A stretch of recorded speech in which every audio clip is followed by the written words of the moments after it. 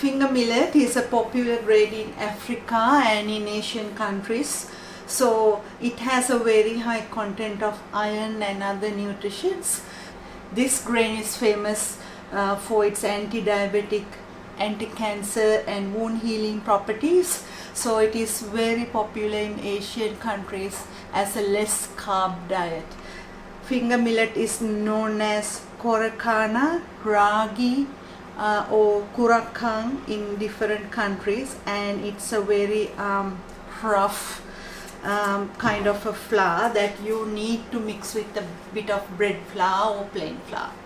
So first I'm going to do half of the recipe and leave it to prove, and after that I'm going to mix the rest of the ingredients so that we can make a proper bread.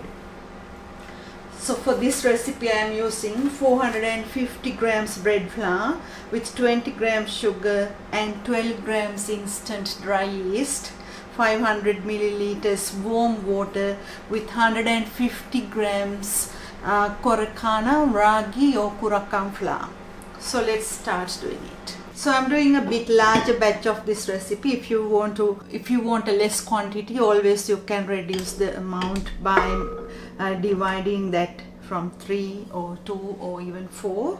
So add the bread flour and the finger millet flour, and into that sugar and the yeast, and start mixing, adding the whole lot of 500 milliliters water, and mix this about 5 minutes and leave it aside to double or double and half in size. So the ragi dough is like 2.5 already in the size. So if you just take it out to one side, see how it has risen. So it has to be like this consistency to continue with.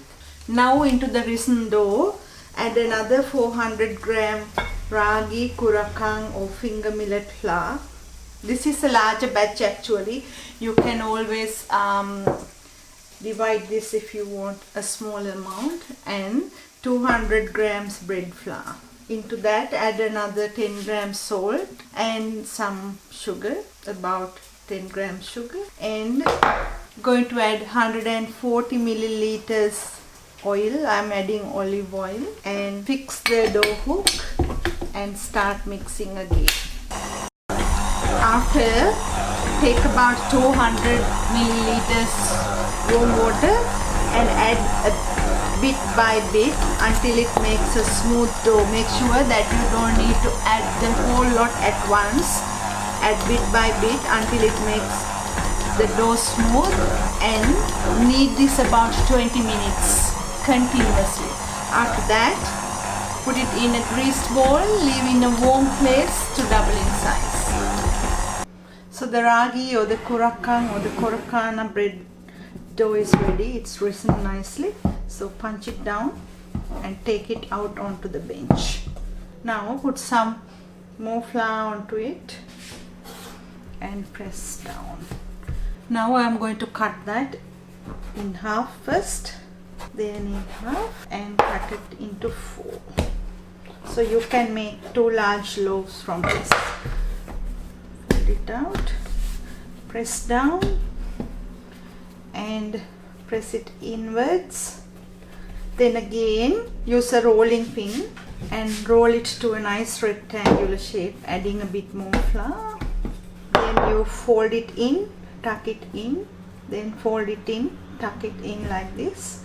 Take it inwards and press down and roll back again. Now from one end to the other, tuck in like this. Then it rises properly like a nice loaf that you buy from the shop. So take a loaf pan and put them in. So I'm going to leave like that again to double in size. So the ragi bread is ready. Take a brush and brush the top of the bread with a bit of milk or even water will be alright.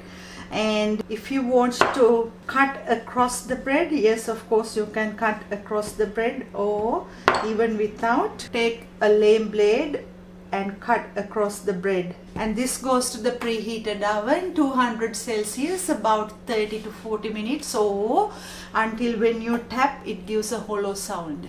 So the Kurakkan or the Ragi bread is ready. So if I slice to show you how nice and soft it is, it's a really soft and a moist bread with a nice crust on top.